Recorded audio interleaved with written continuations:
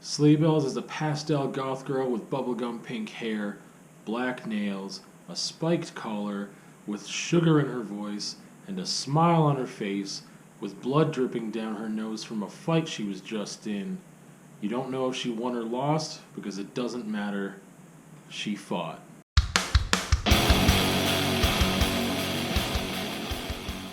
So, to get into the details of this album, Reign of Terror, and basically all I know about Sleigh Bells is this album, so I'll talk about them kind of as a whole, but there are 3 other full-length albums, I believe, and an EP or 2 as well that I haven't heard.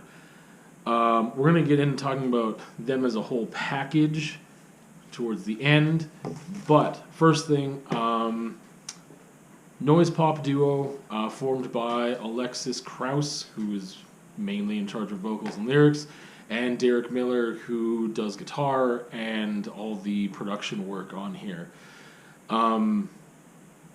It's got 70s, 80s guitar tone, like hard rock guitar tone that is pretty sick.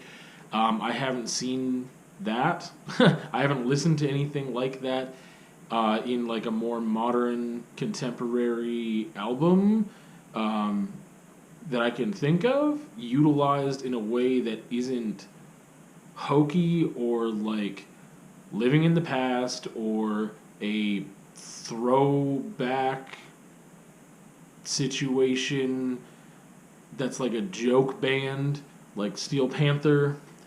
Yeah, it's done in a very authentic way, but it is so prevalent on the album.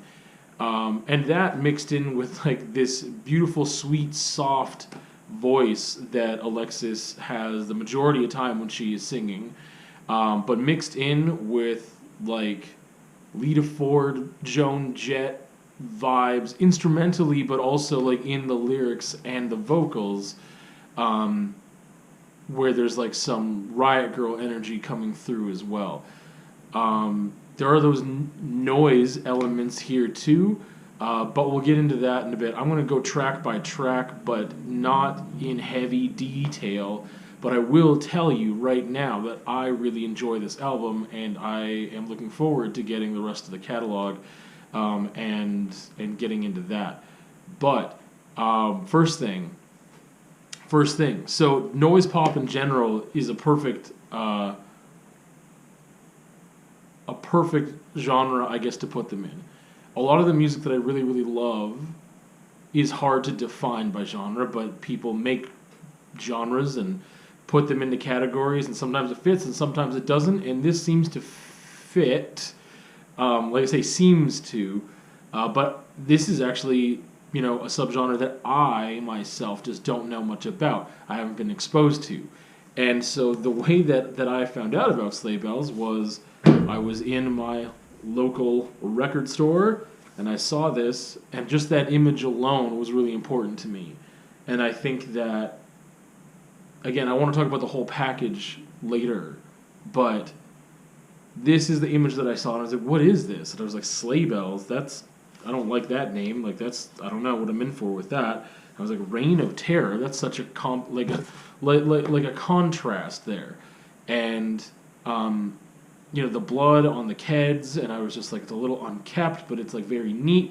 The production of that photo, just that one single photo on the album cover, had me so interested because it was just so curated, beautifully put together well as an image that it was just, it just spoke to the artist in me.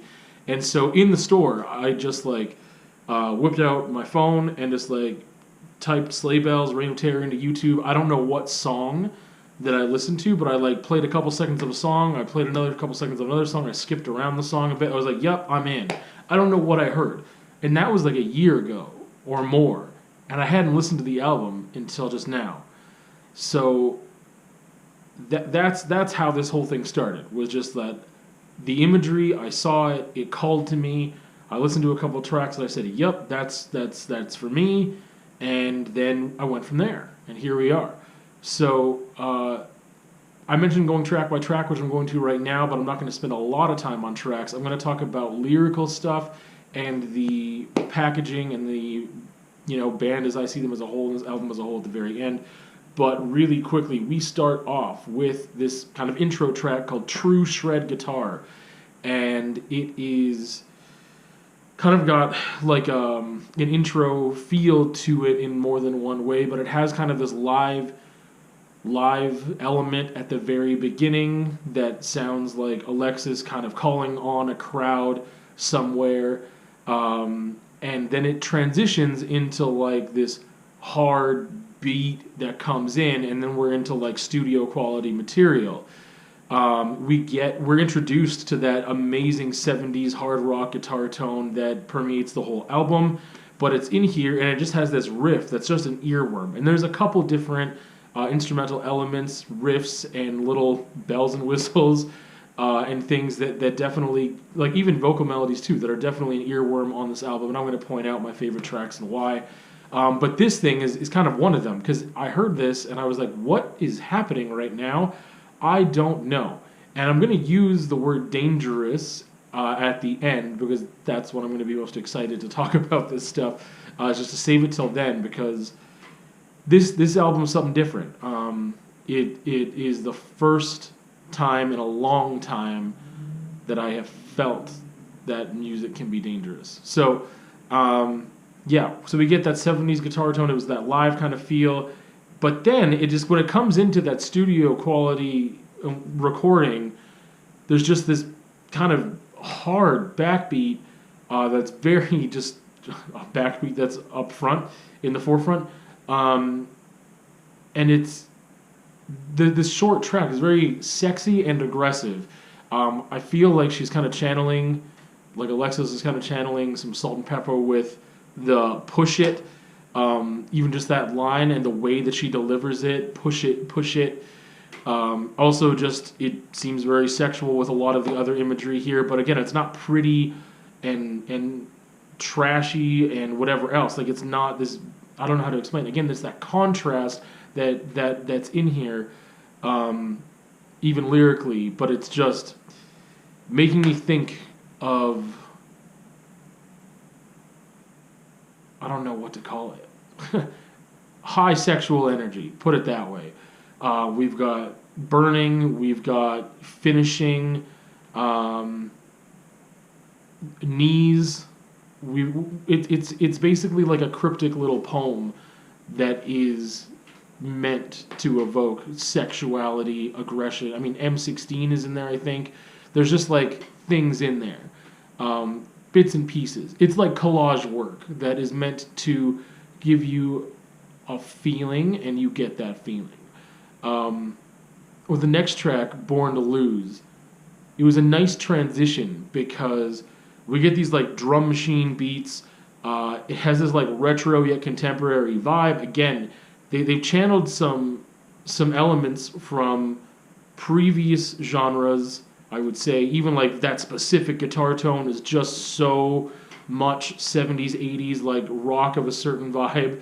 And yet they have paired it with who they are. It's not a cut and paste hack job. It's not just paying homage. They have made something new here. Anyway, we've got this element that Derek uses on guitar that has this wailing siren kind of sound that gives a sense of anxiety. We've got this sweetness in her voice that's introduced here because it wasn't on that intro track, but here on Born to Lose it is. But also she kind of has that Riot Grrrl like yelling in the back. Sometimes you're hearing dual vocals from her just tracked over each other. And the double bass in this song is what really caught my attention because it's really strong. Like, I don't see double bass utilized this way outside of metal almost ever. And it was jarring. And that just got me really interested. And I was hooked from these two tracks back to back. I was like, what is happening here? Because I haven't heard this combination of things like this ever. And again, part of that is just because noise pop in general isn't something that I think I've been exposed to. And maybe there's other stuff out there like this for sure. And I'm just like coming to the game late. But this was really impressive to me. And it got me really interested. And it hooked me. And I'm in. I am in. The next song after that, Crush, has this anthemic clapping and stomping at the beginning. Again, we're getting that arena rock vibe. We've got crowd noise. Without those elements, though, it would just kind of be like a ballad from like the 70s area with a little more edge than Crimson and Clover. That's how I would describe it. That all of those elements are like these 70s, 80s elements in that genre, but again, they've combined them in a way to make them something new. Again, if you stripped out this part, that arena rock stuff, and just had this, like, they're still both these elements from like 70s, 80s, but they've combined that into this contemporary subgenre, and it just works. And it's one of those things that's so hard to explain, but it just works. They have made it work. End of the Line is the next song. It's kind of like a straightforward sad ballad, but then again, we've got some hard bass hits in here. They bang hard. Triggered drum hits kind of give it some anxiety as well, and some speed at some key points. And again, it stops it from just being one thing and makes it into something new. This juxtaposition of elements sometimes makes the songs feel a little anxious in a good way, and other times it just creates something new that I didn't know existed before. Leader of the Pack. It starts off with this soft and fuzzy gun blast sound at the very beginning. We've got some sweet keys with a little riff, and then some like snapping. Percussion just crashes in with the vocals, and we get the guitar tone again, just adding this like discomforting texture, which is such a contrast to the vocal delivery and just her singing voice here, that in this way is very feminine, sweet, soft, sugary. She just has those two kind of distinct voices she plays with a lot on this album, but the majority of it is that feminine, sugary sweetness, and then sometimes there's that more hard-edged 70s, 80s like rock vibe that she's got as well. That is a little more aggressive, but in that way. It's not aggressive in the way that Slipknot screaming would be aggressive. That's not what it is. It is yelling, and I mean yelling, I don't mean screaming. Comeback Kid, next track. Pretty straightforward track. It's one of the most, what I call straightforward tracks on the album with song structure. It has this sweetness to it, but again, we've got this riff and programmed fast trigger drums that kind of add these other elements. The soft keys and vocal melody and patterning are also just there as this kind of juxtaposition against these other elements. Yet it feels like a more like radio-friendly song in a way, but again, they're still them. Everything on this album just feels like this is unique to this band, is how I feel. Is that they've combined these elements that are sometimes familiar elements, yet combined it to be theirs. Because some of their stuff, it doesn't sound like this would be a radio hit. This would not be a single. This would not be, this strong structure and format that we're used to. This song feels familiar in the structure, but it still has these other elements that I'm like, okay, this is something new. Demons. Again, we got that 70s, 80s rock riff.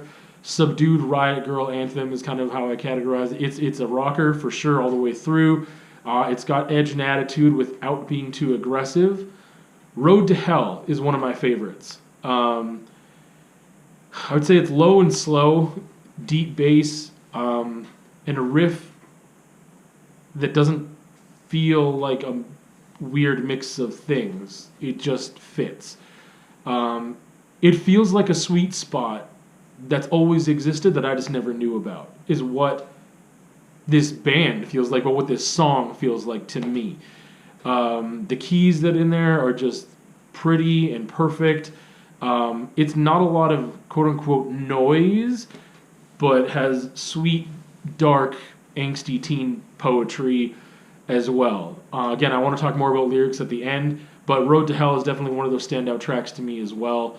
One of my favorites, just because of like the sassiness, I guess, in it, and that playful acknowledgement of non-innocence, I guess. You Lost Me. Immediately discomforted. We've got that siren riff, these chords that are playing that are just like kind of going off like something is wrong here. Something's not right. What is happening? It sets off some alarms. And I'm going to bring back what I said at the very beginning, because this is where it started for me, is I got this visual imagery of, soft pastel goth girl writing a letter to a lover who will never receive it because it stays in her diary. That's the imagery that I got here lyrically and just instrumentally with the song. Soft and slow. The riff becomes really prominent for a bit. There's like some solo chugging, and the vocals kind of like solidify that out. Again, we got that siren riff wailing again, and it's just, it's one of those songs on here again that really represents the band with these different elements and instrumentation and juxtaposition to the vocals and the lyrical content fitting in there just beautifully. Never Say Die. This was another favorite track of mine. I think it has a little more of the programming in it. Because here's one of the things, that despite them being categorized as noise pop, I think of a lot more electronic elements that are very obvious, and with that, like a lot more glitchiness. And this track has that in this way that I really, really, really like, that I'm going to get into. But the whole album has, again, this guitar tone is throughout, like it's just built. I think it is the backbone of these songs. It's not the programmed drums and the more electronic glitchy elements that would maybe define some other noise acts, but that guitar tone here is so, what's the word that I want to use? Analog, I guess. It feels like that, and it's what everything's built off of. But this song, more than any other one, stood out to me as having that glitchy electronic feel at the very beginning. But we've got this building and pushing riff, and we've got Alexis doing some chanting, 96 power, just chanting that. We've got like chimes, like bell chimes coming in that are just like really pretty, but in this they're very sweet, and they've got this juxtaposition to that kind of anxious feeling that we get from the beginning in that like riff, that's just this beautiful riff. But like, again, it's not beautiful in a pretty nice way. I just mean like it's a very good riff that gives this sense of anxiety, creating an alluring. Alexis creates an alluring melody basically in an unknown place is what it feels like. It's a little ominous, this track. It's creepy but cute, and it's very Tim Burton-esque. Again, it just feels like this could have been in Nightmare Before Christmas or something like that, which has this like dark, creepy but cute vibe, I guess. That's how I categorize it. And then we have the last track, DOA. Kind of a sweet ballad based on a slow riff. Those machine gun kicks come in for a little bit here and there, and they let off. The song kind of ends abruptly, which makes sense, with just, Dead on Arrival. I mean, I'm assuming that's what the DOA is, but yeah.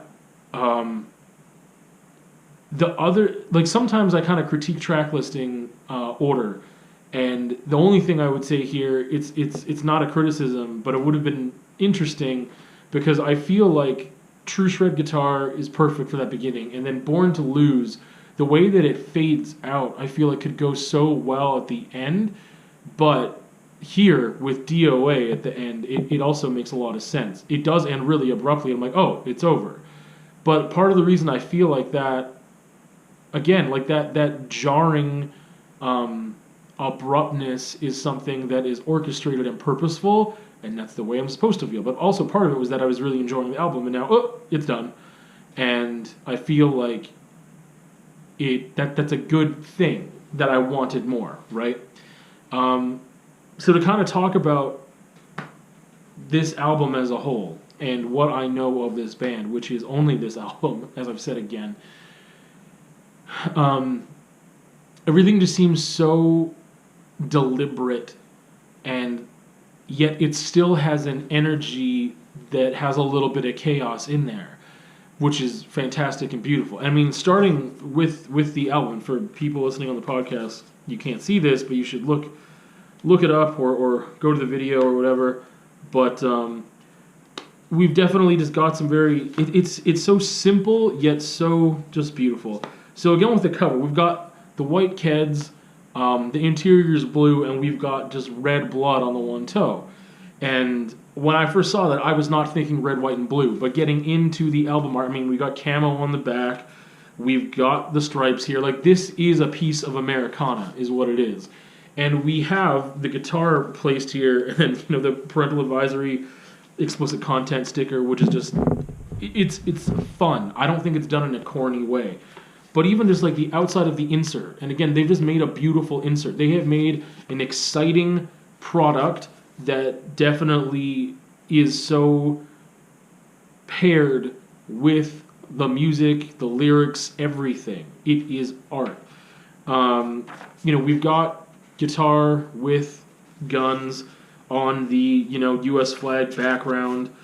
We've got kind of this old school newspaper headline from I don't know what era this would have been in, but this very, very deliberate throwback images, even canteen with a bullet hole in it from I don't know what war that would be, but an old one. It's more camouflage imagery, and we've got pedals in there as well.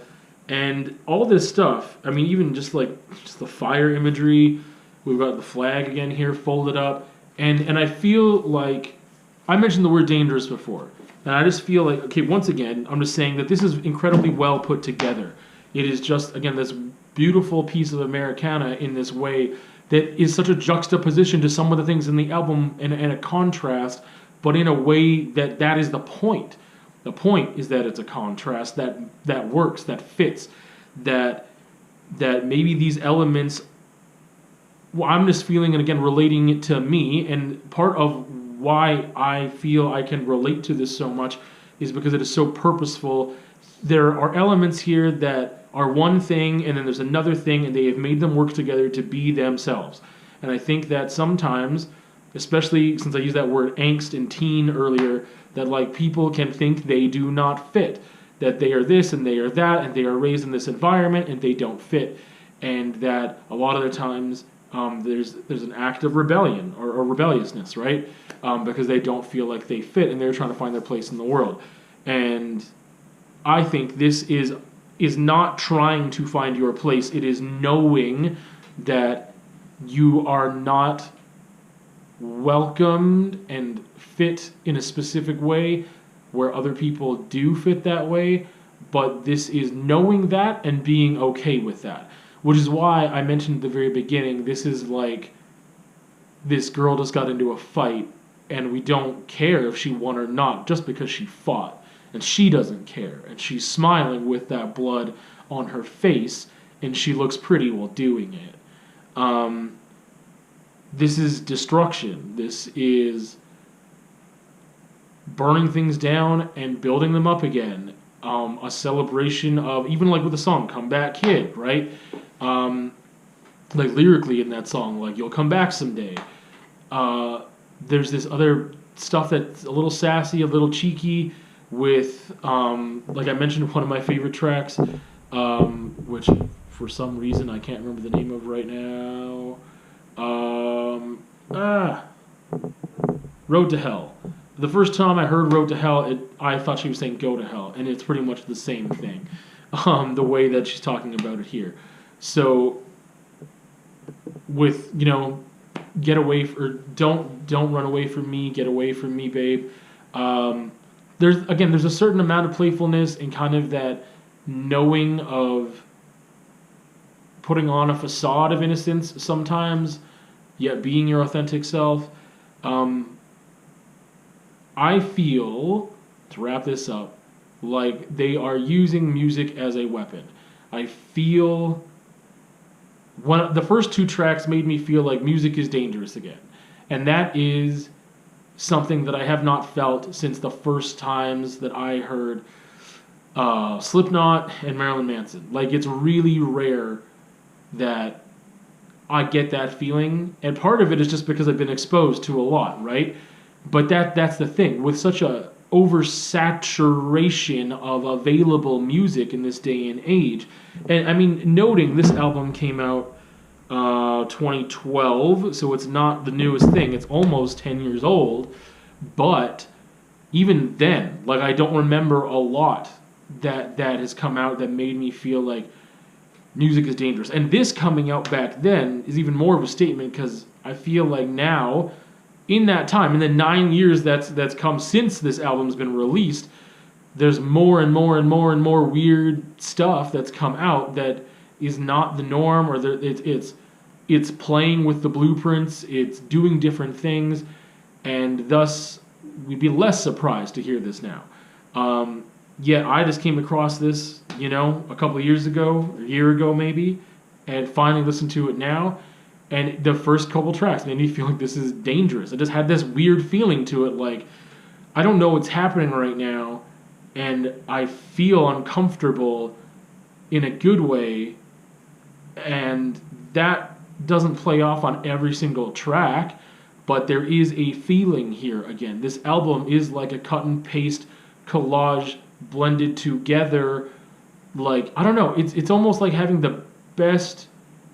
No, the cut and paste thing, like I mentioned earlier, it's not like, it doesn't feel like, oh, we just cut and paste a bunch of things. No, there's so much authenticity that they're bringing to the table while looking at these other elements and acknowledging their influences. But to me, it does feel like a collage of elements, sometimes contrasting elements, that end up working in this way that seems just authentic, yet constructed and deliberate and purposeful. It's beautiful in that way. It is, some people, like myself, make abstract art where they are just in that place and they are feeling it and that is it, and nothing seems to be orchestrated or deliberate or planned out. This thing feels like both. It feels like someone doing printmaking where every single little thing has to be aligned perfectly, but some of that is chaos. Some of that is those disruptive double bass and glitchy effects and programmed machine gun drums, those kicks that are coming in just triggered, along with like these wailing siren riffs that are anxiety-inducing, mixed with things like chimes and bells and beautiful keys and a voice that is soft and very enticing and bringing you in to this world. So lyrically, I usually spend a lot of time talking about lyrics when I talk about music. This is one of the few times where I'm confronted with this thing of like, I believe there's so much poetry here, but it is also done in this way that the lyrics are more collage work in a way. The lyrics are just like little lines here and there, or sometimes words just put next to each other that give you a feeling. Like true shred guitar. Like just that. True shred guitar. It's not a sentence in and of itself. It doesn't feel like, I don't know what that means, right? But it's there. And on the whole album, sometimes it just reads like, again, it just reads like someone writing in a diary. It has more of a narrative, but most of the time it doesn't have anything very specific. It seems a little cryptic, but you get the feel of it. And it's almost like if someone was just writing notes in their diary without a cohesive entry that has a narrative of this is what happened today. It's just like throughout the day, they wrote a line or two or three words next to each other and then put it together in a song. It's just done beautifully. It challenged me and it completely won me over very quickly. It confused me at first because I wasn't used to it, but it kept my attention and I drowned in it, and it was beautiful.